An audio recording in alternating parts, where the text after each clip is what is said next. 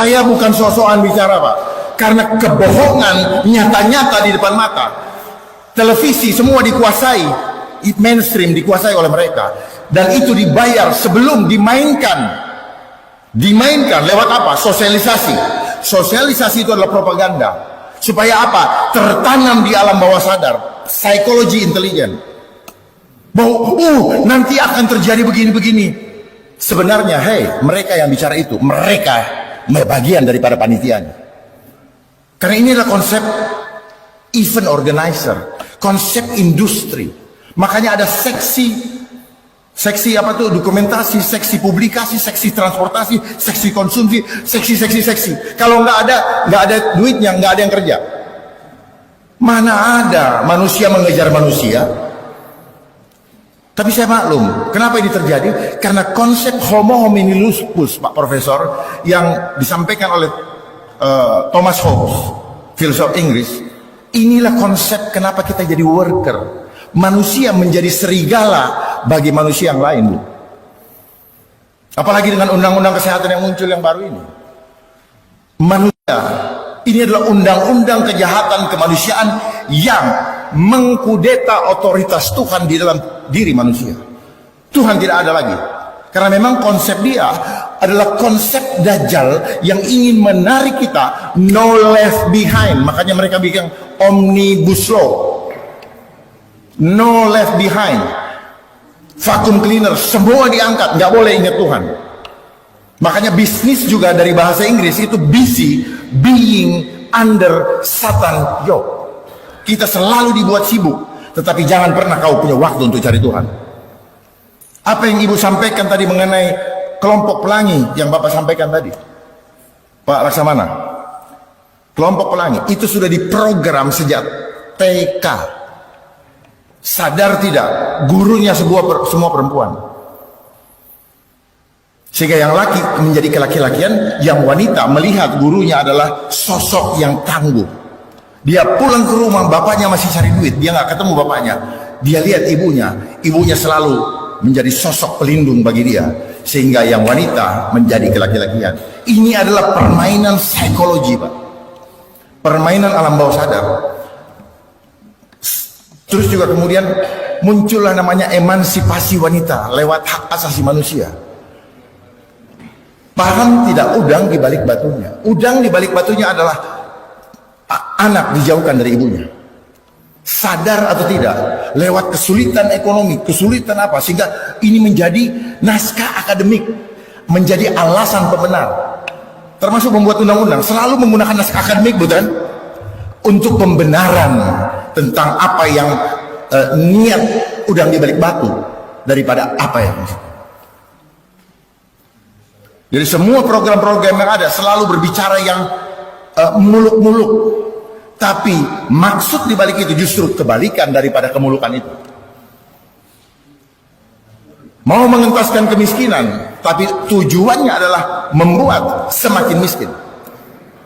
Dan akhirnya ini adalah pengkondisian. Jadi apa yang terjadi di antara kita selama ini adalah pengkondisian lewat protokol. Protokol itu maknanya apa?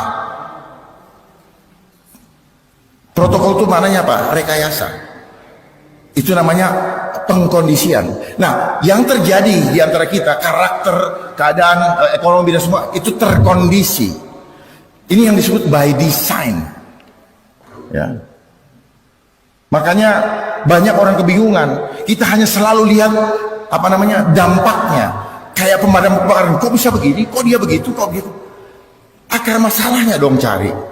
Jadi akar masalah saat ini adalah ketika Undang-Undang Dasar 45 di amandemen tahun 2022 itu menjadi pintu masuk lahirnya perundang-undangan yang menguntungkan global, tetapi terus dilaksanakan. Kenapa? Karena mereka tahu kelemahan kita adalah apa? Ketamakan. Mereka memberikan dana yang begitu besar untuk bangsa ini, untuk memuluskan dia punya agenda. Dan program-program, Bapak perhatikan, setiap pergantian presiden selalu terjadi perubahan nomenklatur kementerian. Sadar tidak? Berubah-ubah, dimulai dari Kominfo, merubah ini. Tujuannya apa? Mereka mau mendesain, memanipulasi ruang media sosial. Mereka yang mengontrol. Makanya hilangnya post-truth, hilangnya kebenaran. Semua harus berdasarkan kebenaran tunggal. Yang benar akan dibilang hoax. Tapi kalau sesuai dengan agenda mereka, itulah kebenaran. Makanya adanya seperti Kominfo, Kemenpan RB, ya. Saya beritahu aja. Adanya badan-badan yang begitu banyak itu. Adanya komisi itu agenda mereka. Untuk apa? Sambil menyelam minum air, sambil membuat program. Makasih. Sambil ini program itu keluar menjadi kantong-kantong hutang baru bagi bangsa kita. Sebenarnya kita nggak perlu, tinggal memaksimalkan lembaga struktural, bukan memperbanyak lembaga non struktural yang akan semakin banyak. Apalagi dengan keluarnya lagi sekarang Omnibus Law, ada komisi lagi, ada konsili dan sebagainya. Mungkin itu yang bisa saya sampaikan. Dan kita saya mau formula khususnya untuk menyelesaikan hutang negara sebelum beliau menjadi presiden. Ketika beliau menjadi presiden dilantik, langsung selesaikan hutang negara hanya dalam 1 hari. Saya punya formulanya. Jangan tanya dari konsep ekonomi atau apa yang disekolahi di fakultas, karena mereka tidak akan pernah mengajarkan kepada kita bagaimana menyelesaikan hutang. Tapi mereka diajarkan bagaimana membuat rakyat selalu berhutang. Dan dalam waktu dekat akan saya umumkan, dan saya minta bapak-bapak juga mengawal bagaimana sebenarnya kita punya harta yang begitu besar untuk menyelesaikan hutang ini. Tapi dana-dana tersebut bukan kita peruntukkan untuk pembangunan, untuk penyelesaian hutang, itu untuk pembangunan, untuk kesejahteraan rakyat. Tetapi yang akan kita lakukan untuk penyelesaian hutang adalah kita bermain dengan konsep yang sangat bisa kita lakukan. Asal negara mempunyai political will yang sungguh-sungguh ingin menyelesaikan hutang untuk mengembalikan kedaulatan rakyat sebagai pemegang tertinggi di bangsa ini. Wabillahi taufiq wal hidayah. Assalamualaikum warahmatullahi wabarakatuh.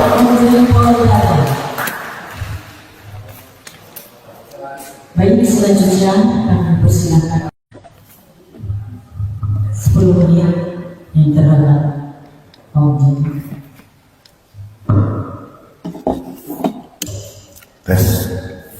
Assalamualaikum warahmatullahi wabarakatuh.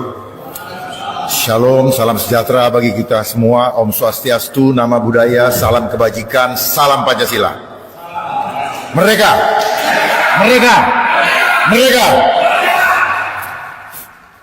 Mari kita bersama-sama mengucapkan puji syukur kepada Tuhan Yang Maha Kuasa atas anugerah dan karunia-Nya sehingga pada hari ini kita masih bisa hadir dan duduk bersama di sini menjelang tanggal 17 Agustus sebagai peringatan hari di mana bangsa Indonesia telah memproklamirkan kemerdekaannya.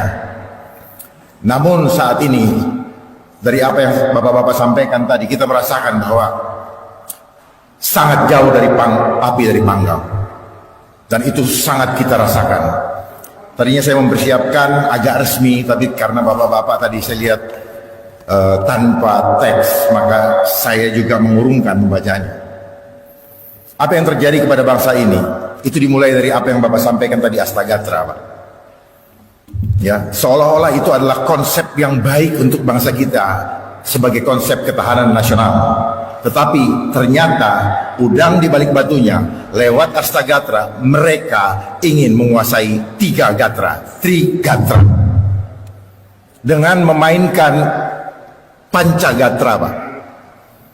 Ya, Ipolexosbud, karena apa yang terjadi di bangsa kita ini adalah konsep intelijen. Buat masalah, ciptakan reaksi, dan berikan solusi. Mohon maaf, saya dulunya juga berpikir bahwa semua itu bagus. Memang istilahnya Astagatra, tetapi ternyata itu adalah istilah yang di endorse atau di dropping cuman diganti dengan istilah lokal, bahkan menggunakan frasa Sanskerta. Jadi mereka ingin menguasai geografi, demografi, dan kekayaan alam. Yang dimainkan adalah Ipolexos Budhankam dan hukum tentunya. Apa yang terjadi sekarang ini adalah desain yang protokolnya sudah disiapkan jauh-jauh hari, Pak. Kita pikir kita adalah bangsa yang merdeka. Enggak, ternyata. Secara de jure kita diakui oleh United Nations. Tetapi secara de facto kita ada dalam penjajahan neokolonialisme. Saya akan bisa uraikan semuanya, Pak. Jadi anggaran-anggaran yang diterima oleh pemerintah, oleh setiap negara di bawah UN, itu anggaran yang diperuntukkan untuk mewujudkan sistem, mewujudkan programnya dengan membangun sistem melalui konstitusi. Sehingga lihat sekarang apa yang terjadi. Semua perundang-undangan, terutama sejak lahirnya Undang-Undang Dasar 1945 yang diamandemen tahun 2002 merupakan tadi karpet merah bagi elit global untuk menguasai bangsa ini dengan permainan dari United Nations. Makanya lihat semua underbawnya, UNESCO, UNICEF. Tadi Bapak bicara mengenai pendidikan, UNESCO itu yang memainkan kurikulum di bangsa ini. Kalau tadi bicara belajar merdeka, bukan belajar merdeka. Sebenarnya apa? Apa yang terjadi dengan mindset kita sehingga pemikiran kita selalu melihat kepada dampak. Tidak pernah kita bicarakan akarnya apa? Akarnya sejak Bapak duduk di SD. Sistem edukasi ini adalah doktrinasi. Pikiran kita diseragamkan semua. Kurikulumnya seragam. Yang ngajar juga nggak tahu apa yang diajar kepada kita itu benar atau tidak.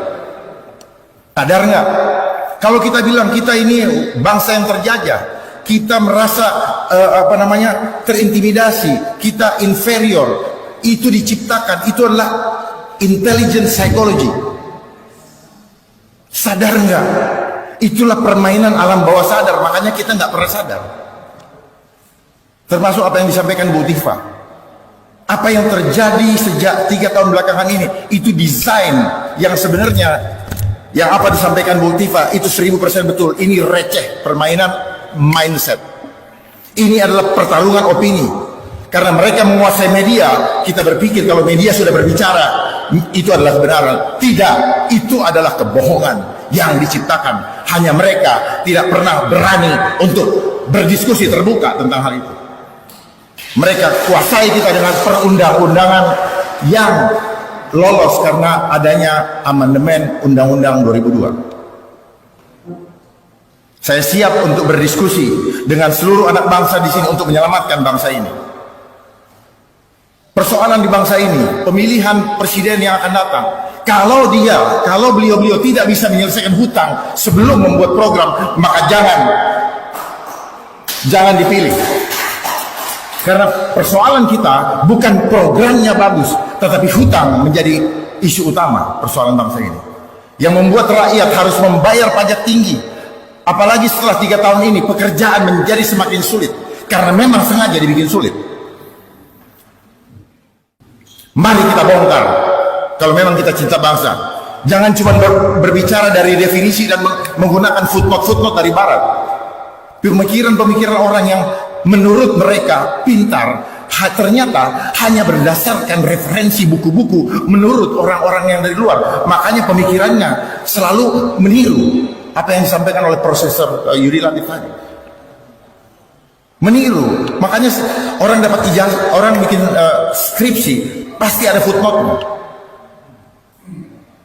Jadi kenapa kita permainan psikologi kita dibikin seolah-olah bangga dengan gelar kita, padahal gelar itu sebenarnya mendungu-dungukan kita. Karena ketika kita bicara tentang logos, itu asal katanya apa dari Yunani, itu artinya apa? Dungu. Jadi apa yang disampaikan oleh Bapak Rocky Gerung sebenarnya tepat sekali. Itu kan industri. Ini industri, Pak. Pendidikan itu industri. Coba Bapak lihat. Makin kaya itu semua. Dan yang punya rata-rata yayasan. Dan yayasan itu adalah tempat menyimpan money laundering. Tetapi mereka menjadi filantropi yang seolah-olah mengasihi manusia, tapi sebenarnya mereka adalah monster. Bapak cek semua filantropi di Indonesia. Mereka punya rumah sakit, mereka punya sekolah. Cek angka 9 itu yang disebut-sebut selama ini. Mereka punya yayasan. Karena apa? Mereka mau menghindari pajak.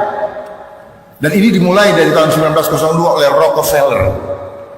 Termasuk sistem edukasi yang terjadi sekarang, yang membuat termasuk yang merdeka belajar dan sebagainya, itu adalah dibuat oleh Rockefeller Foundation. Dan yang membuat kurikulum adalah Frederick Taylor Gates. Apakah ada hubungannya dengan Bill Gates? Saya nggak tahu karena saya nggak kenal. Tetapi tujuan daripada itu apa? Membuat kita worker, pekerja. Tapi karena dikasih gelar, lalu kita merasa kita orang hebat. Padahal we don't know nothing. Karena dengan kita dapat gelar, sebelum dapat gelar kita dapat ijazah. Ijazah itu artinya apa? Tanda sertifikasi bahwa kita siap menyerahkan kekuasaan diri kita kepada yang menggaji kita. Sadar tidak? Itulah jiwa-jiwa inferior yang ada pada diri kita. Dan banyak orang yang dikirim ke luar negeri mendapatkan scholarship, beasiswa yang dibayar oleh UNESCO. Itu program United Nations.